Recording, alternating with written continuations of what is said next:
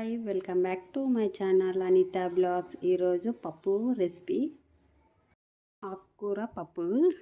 ఇవి కందిబ్యాళ్ళు కడిగి పెట్టుకున్నాను. కందిబ్యాళ్ళు 2 గ్లాసెస్,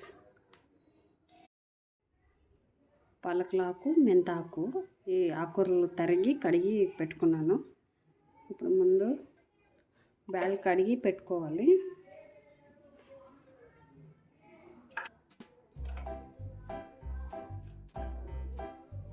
తర్వాత ఆకుకూర వేసుకున్నాము.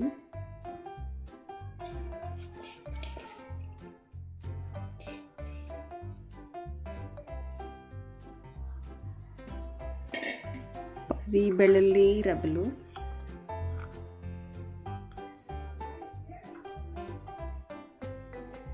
ఉల్లిపాయ ముక్కలు,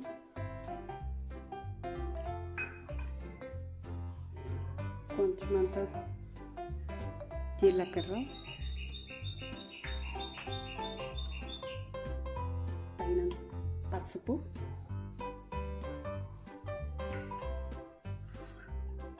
పచ్చిమిర్చి,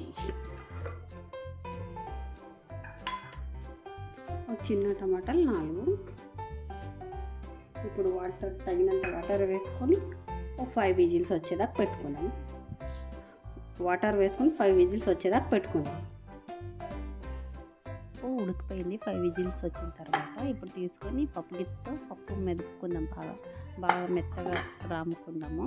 ఇప్పుడు పప్పు మెదిగిపోయిన తర్వాత ఇప్పుడు తర్వాత పోపు వేసుకుందాము.